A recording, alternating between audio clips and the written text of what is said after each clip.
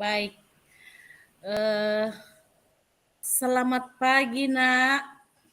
Apa kabar? Gimana? Sehat, Nak? Mungkin kamu terkejut Ibu ajak untuk berbincang lewat Pikon hari ini ya, Nak. Selamat pagi Bu, puji Tuhan Bu. Sampai hari ini saya masih sehat-sehat. Mohon maaf Ibu, saya merasa terkejut. Ada apa ya Bu? Kok Ibu mengajak saya untuk bergabung lewat Pikon yang hari ini? Begitu perasaan saya Bu. Maaf ya Bu. Oh ya, hari ini Nak, Ibu ingin ngobrol-ngobrol bersama kamu. Kayaknya agak lama ini Nak. Kira-kira mengganggu aktivitas kamu nggak ya Nak? Oh enggak Bu, silakan Ibu. Ada apa ya Bu? Ngobrol aja. Soalnya kita sudah lama nggak ngobrol seperti ini. Akhir-akhir ini Ibu perhatikan kamu selalu menyendiri. Kalau berada di dalam kelas lagi. Kalau boleh tahu kenapa ya Nak ya? Sebenarnya saya juga ingin sekali ngobrol dengan Ibu, tapi saya malu. Namun hari ini saya merasa sangat senang, bersyukur, dan dapat bertemu dengan Ibu. Oh, jadi apa yang perlu Ibu bantu dan apa yang ingin kamu inginkan setelah ngobrol kita hari ini? Saya hanya ingin dapat solusi dari masalah yang saya alami selama ini, Bu. Mohon saya supaya saya dibantu. Terus ada lagi Nak? Saya merasa tidak nyaman di kelas, Bu. Sepertinya saya tidak cocok dengan mereka teman saya di kelas.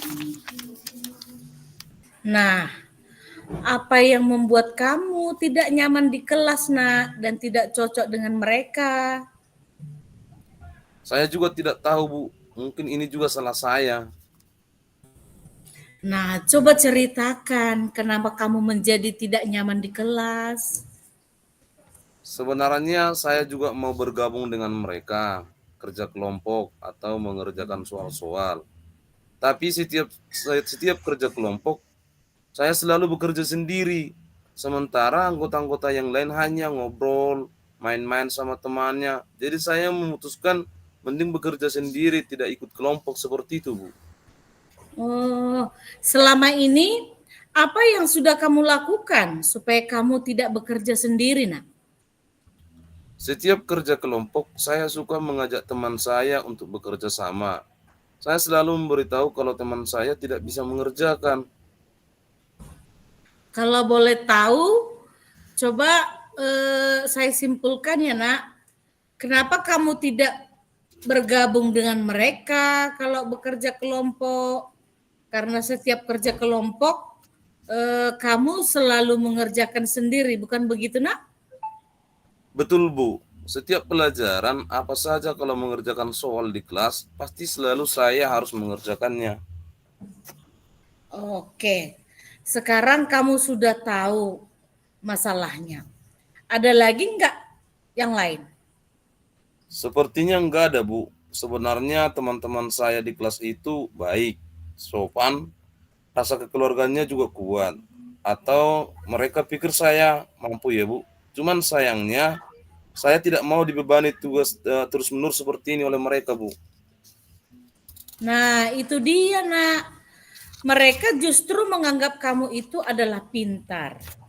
Kira-kira untuk kedepannya apa ya yang ingin kamu lakukan? Saya bingung, Bu, harus bagaimana dan apa yang harus saya lakukan. Dari beberapa hal yang sudah kamu jelaskan, hal mana yang menjadi prioritas pertama? Pertama, saya akan minta maaf kepada mereka atas sikap saya. Yang kedua, saya memahami mereka karena ketidakmampuannya. Yang ketiga, saya bangga dengan kepercayaan yang diberikan oleh mereka dan mau ikut bekerja sama, tidak menyendiri lagi. Keren, Ibu bangga sama kamu Nak. Kira-kira ada hal lain yang akan kamu lakukan? saya akan membuat kelompok belajar di kelas dan saya bersedia apabila diperlukan untuk membimbing mereka selama saya mampu seperti itu, Bu. Oh, nah ini dia yang Ibu suka. Bisa jelaskan lagi ke Ibu lebih jauh lagi? Iya, Bu. Saya akan buat jadwal untuk menentukan harinya dan siapa saja yang akan terlibat dalam dan mau mengikuti kegiatan itu.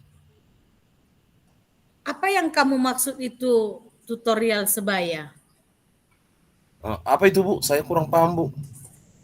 Baik, tutorial sebaya itu adalah pemberian bantuan dalam belajar oleh teman yang mempunyai prestasi akademik yang lebih baik dan memiliki hubungan sosial yang tinggi. Artinya bahwa seorang teman itu memperoleh atau memiliki pengetahuan yang lebih daripada temannya.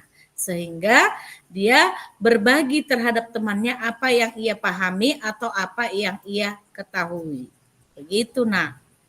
Oh, iya, Bu. Baik, Bu. Akhirnya saya paham, Bu. Nah, dari obrolan kita kali ini, apakah kamu bisa menceritakan kembali apa yang kamu lakukan untuk berikutnya, nak? Baik, Bu. Mulai hari ini saya akan bergabung dengan teman dan bekerja sama jika belajar kelompok. Dan saya akan membuat tutorial sebaya yang seperti Ibu maksudkan supaya terjalin kerjasama di antara kami. Seperti itu, Bu. Baik, Ibu suka dengan apa yang kamu capai dalam diskusi kali ini. Lalu komitmen apa yang akan kamu jalankan dengan rencana ini, nak? Selepas dari sini nanti saya akan menemui teman saya di kelas dan akan mengungkapkan kegiatan yang akan direncanakan di kemudian hari. Seperti itu, Bu. Siapa kira-kira yang membantu kamu untuk menjalankan komitmen kamu itu, nak? Saya akan meminta bantuan kepada ketua kelas untuk mengingatkan dan membantu saya dalam menjalankan komitmen saya ini, Bu. Ini baru hebat. Kamu pasti bisa. Terima kasih, Bu, sudah meluangkan waktu untuk diskusi dengan saya. Akhirnya hari ini saya mulai merasa tenang dan ada semangat baru untuk mengikuti setiap belajar kelompok di kelas kami. Seperti itu. Terima kasih banyak, Bu. Iya, terima kasih juga, nak. Kamu tetap semangat ya. Anak yang hebat itu harus bisa mengatasi masalah ini. Nanti, kalau sudah terlaksana tutorial sebayanya, jangan lupa beritahu saya ya. Semoga jadi anak yang hebat ya, nak. Terima kasih, Bu. Selamat pagi, sampai jumpa. Saya pamit dulu ya, Bu. Baik, terima kasih kembali. Sampai jumpa. Sukses ya, nak ya. Baik, Bu. Terima kasih.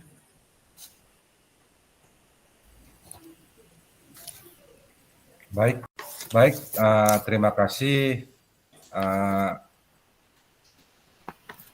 dengan Ibu Deliana Nadia dengan Pak Ananja Simamora yang sudah melakukan sesi praktik coaching dalam menyelesaikan persoalan dari si coach.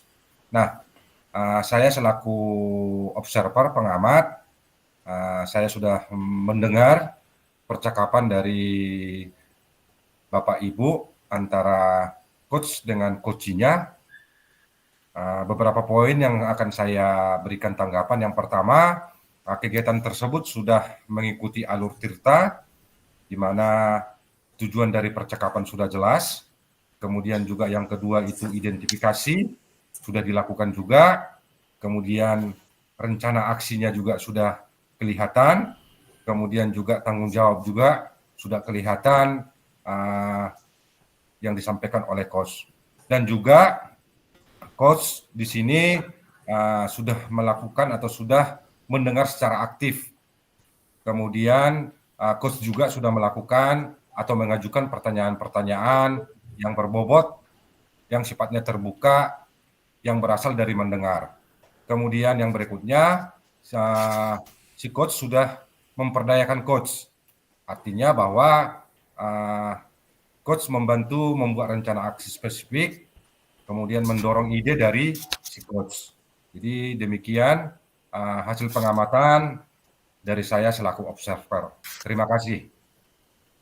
Terima kasih Pak Elpindro sebagai observer terhadap praktik coaching yang kami lakukan dengan Bapak Ananja dengan kasus yang pertama, dan sudah mengamati kira-kira apa yang sudah kami lakukan dalam praktik coaching ini. Untuk berikutnya, saya sebagai coach nanti akan berusaha untuk melakukan lebih baik lagi dari praktik coach ini. Sekian dan terima kasih.